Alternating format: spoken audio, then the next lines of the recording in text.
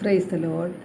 സ്നേഹമുള്ളവരെ, വിശുദ്ധ ലൂക്കായുടെ സുവിശേഷം 18-ാം അധ്യായം 8-ാം തിരുവചനമാണ് ഇന്ന് വിചിന്തനത്തിനായി എടുത്തിരിക്കുന്നത്.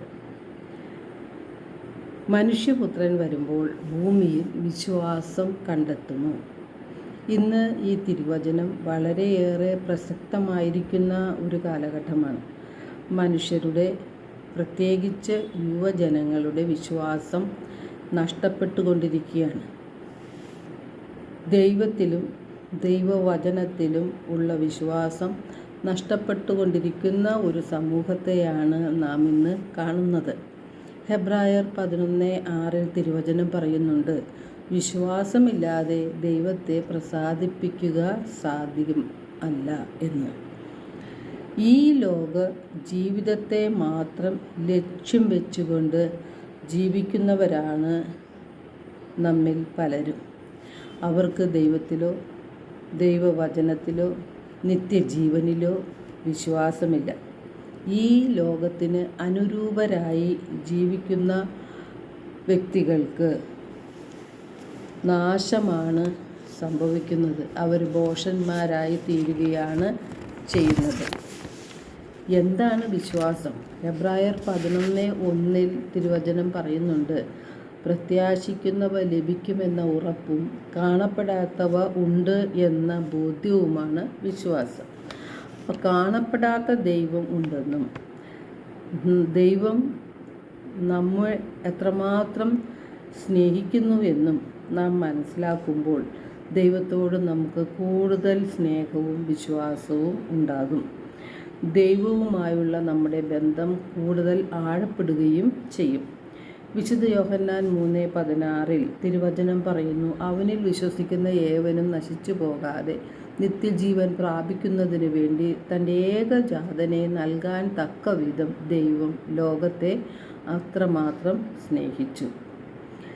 ദൈവം തൻ്റെ പുത്രനെ ഈ ലോകത്തിലേക്ക് അയച്ചത് ലോകത്തെ ശിക്ഷയ്ക്ക് വിധിക്കാനല്ല, പ്രത്യുത അവൻ വഴി ലോകം രക്ഷ പ്രാപിക്കാനാണ്.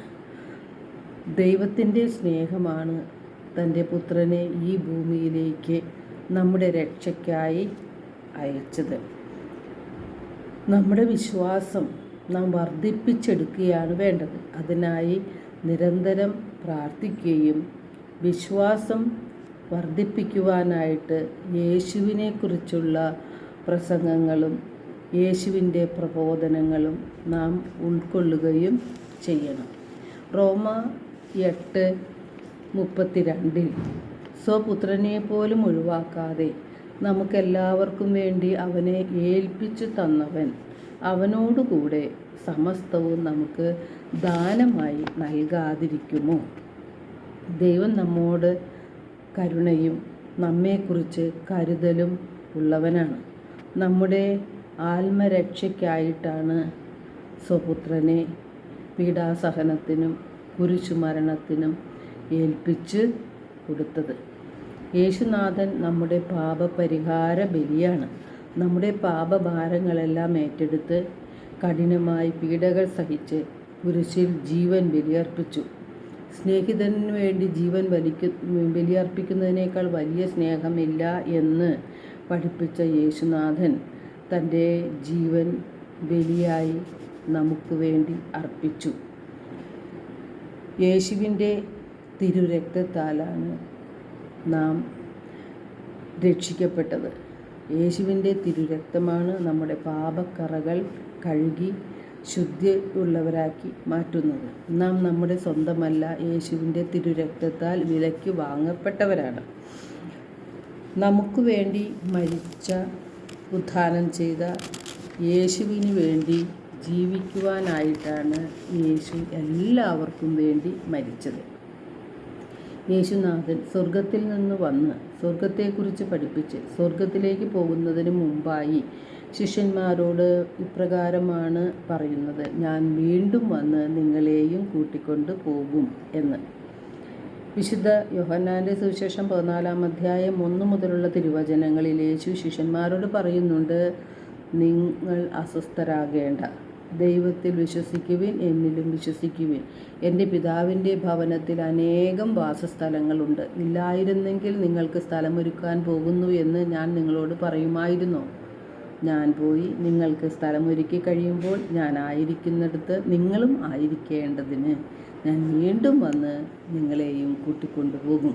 അപ്പോൾ യേശുവിൻ്റെ രണ്ടാമത്തെ ആഗമനം നമ്മെയും കൂട്ടിക്കൊണ്ടു പോകുന്നതിനാണ്.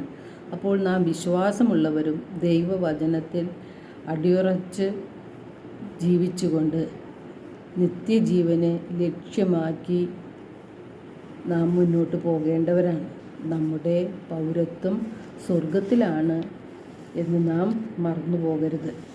നമുക്ക് വിശ്വാസവും ദൈവവചനത്തിൽ ആഴപ്പെട്ടുകൊണ്ടുള്ളൊരു ജീവിതവുമാണ് വേണ്ടത്. എല്ലാവർക്കും ഒരു നല്ല ദിനം ആശംസിക്കുന്നു. ദൈവവും നമ്മെ ഓരോരുത്തരെയും സമൃദ്ധമായി അനുഗ്രഹിക്കട്ടെ.